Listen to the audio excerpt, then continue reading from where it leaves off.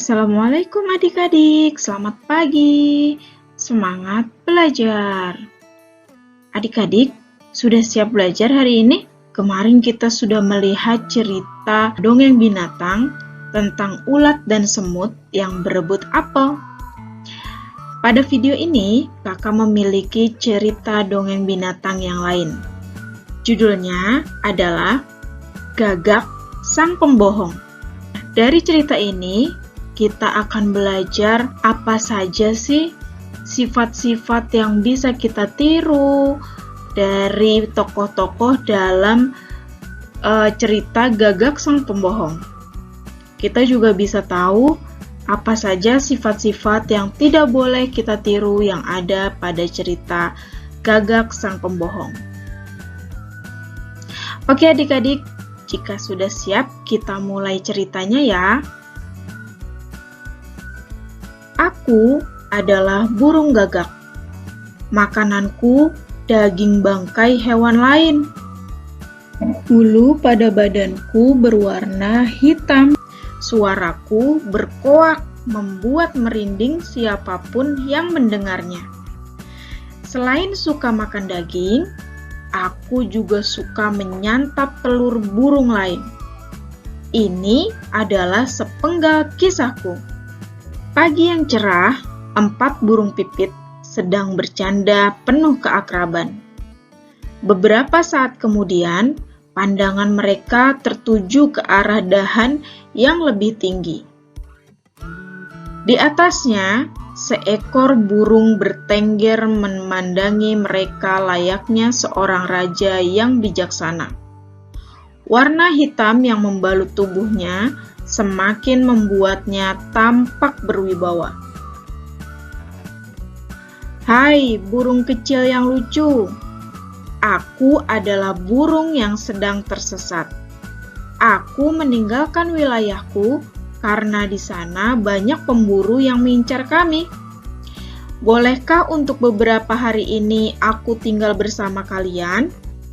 Aku akan menjadi sahabat terbaik dan siap membantu kalian. Kemudian burung pipit menjawab, "Tentu saja boleh, Gagak. Tinggallah di sini bersama kami." Teriak burung pipit riang. Burung pipit senang. Ia langsung mengutarakan masalah yang sering menimpa mereka.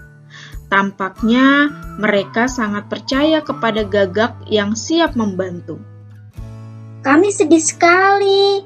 Setiap kali kami pergi mencari makan, telur-telur kami selalu dicuri oleh ular," ungkap Pipit dengan sedih. Gagak mendengarkan dengan seksama, sambil ia berpikir untuk melaksanakan niat jahatnya.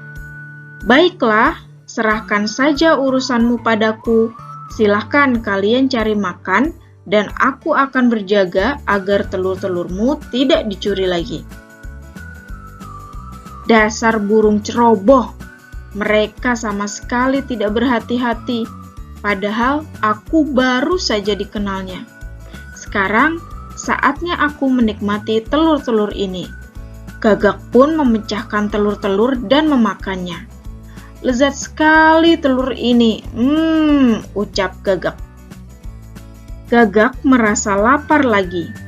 Tanpa keraguan, Gagak memecah dan memakan telur-telur itu. Saking lahapnya, Gagak tidak memperdulikan sekitarnya. Tanpa disadari, seekor cicak mengawasi perbuatan Gagak. Hari mulai sore. Saatnya burung-burung pipit beristirahat. Apa yang terjadi ketika mereka tiba? Para pipit sungguh terkejut dengan apa yang dilihatnya. Telur-telurnya pecah berserakan. "Siapakah pelakunya? Ular tak mungkin meninggalkan cangkang seperti ini." Melihat para pipit yang sedih, cicak pun datang menghampiri. Hai burung pipit, aku sangat kasihan melihatmu. Aku tahu pelakunya adalah Gagak yang licik. Aku melihatnya sendiri. Keesokan harinya, Gagak menghampiri mereka. Ia tampak bersedih. Maafkan aku burung-burung kecil yang lucu, saat aku menjaga telurmu, ada burung elang mau mendatangi telur-telurmu. Lalu aku mengusirnya. Aku sangat kaget ketika aku kembali, telur-telurmu sudah pecah. Aku berjanji hal itu tidak akan terjadi lagi. Ungkap Gagak yang berpura-pura menyesal dan sedih. Keempat burung pipit yang mengetahui Gagak berbohong pergi agak jauh dari sarangnya. Mereka bermusyawarah di dekat rumah penduduk. Kita harus memberi pelajaran kepada Gagak agar dia tahu kesalahannya. Oke, kita bagi tugas.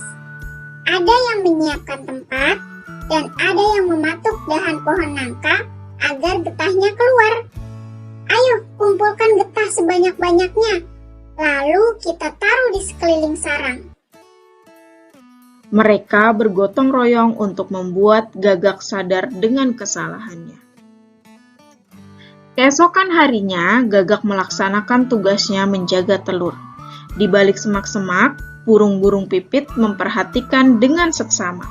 Ini dia burung pipitnya di balik semak-semak. Hei, lihat, Gagak itu mulai mendatangi telur-telurmu. Bisik pipit. Belum sampai Gagak di telur itu, tiba-tiba kakinya terasa lengket dan tidak bisa bergerak. Ternyata kaki Gagak terkena getah nangka. Melihat Gagak yang kesulitan dan menempel terkena getah nangka, para pipit segera menghampirinya. Gagak, perbuatanmu sudah terungkap. Kamu tidak perlu mengelak. Jika benar ular yang memakan telur-telurku, pastilah dia akan menelannya dengan kulitnya. Kalaupun dimuntahkan, kulitnya pasti remuk. Cicak juga menjadi saksi atas perbuatanmu yang tidak terpuji itu. Gagak menyesal dan berkata, "Maafkan aku burung pipit, selama ini aku telah membohongi kalian. Aku telah memanfaatkan kepercayaan dengan memakan telur-telur kalian." Baiklah, kami maafkan kau burung Gagak. Tapi kau harus berjanji untuk tidak mengulangi perbuatanmu lagi. Aku berjanji tidak akan mengulangi perbuatanku lagi, burung pipit. Burung pipit dan burung Gagak pun saling bermaafan dan burung Gagak tidak lagi memakan telur-telur burung pipit. Selesai. Nah, adik-adik, seru sekali ya ceritanya. Ada burung pipit dan burung Gagak. Dari cerita tersebut, ada beberapa sifat yang perlu kita contoh dari tokoh-tokoh dalam cerita tadi. Nah, tokohnya adalah burung pipit. Sifat apa ya yang bisa kita tiru dari burung pipit? Yang pertama adalah berteman dengan siapa saja dan tidak membeda-bedakan teman. Walaupun Gagak adalah burung yang berbeda, namun mereka tetap menerima Gagak untuk menjadi temannya.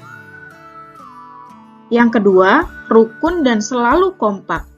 Burung-burung pipit ini selalu bersama dan melakukan kegiatan seperti mencari makan secara bersama-sama. Kemudian cerdik, menyelesaikan masalah dengan tenang. Ketika mereka mendapatkan masalah, yaitu telur-telurnya dimakan oleh burung Gagak dan Gagak membohongi mereka, mereka tidak langsung menuduh Gagak. Namun, mereka mencari cara agar Gagak terbukti bersalah dan memakan telur-telur mereka. Mereka bermusyawarah untuk mencari jalan keluarnya. Yang keempat adalah memaafkan teman yang berbuat salah.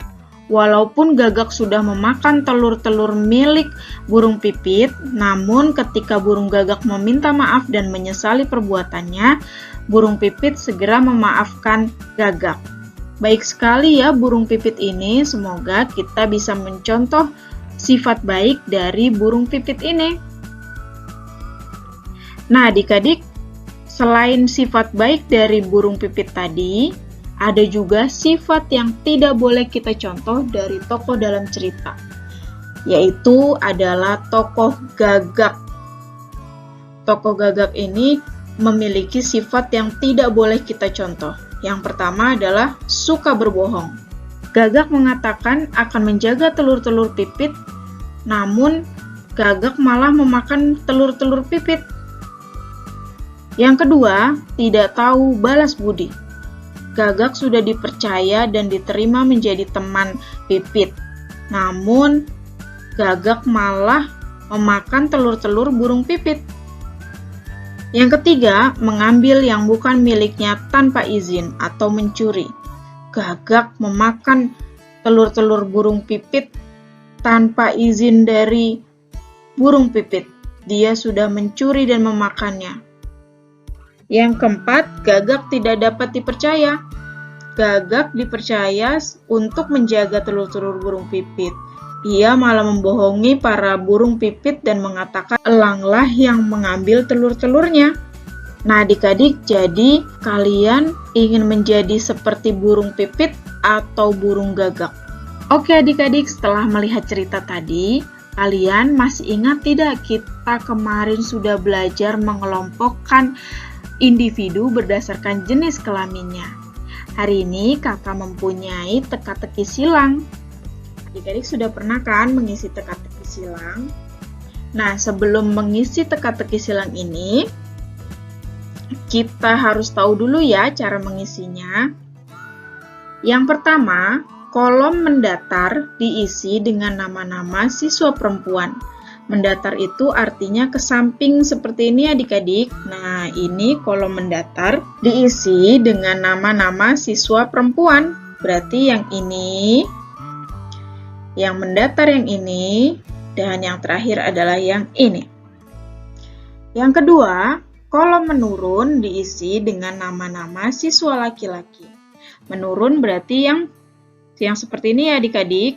Nah, ini menurun, ini juga menurun, ini juga menurun. Nah, sudah paham kan adik-adik? Mari mulai mengisi teka-tekinya ya. Dari awal sini. Di sini ada kolom mendatarnya. Mendatar ini untuk siswa perempuan. Kita lihat di sini ada 4 kolom. Semua namanya mempunyai 4 huruf.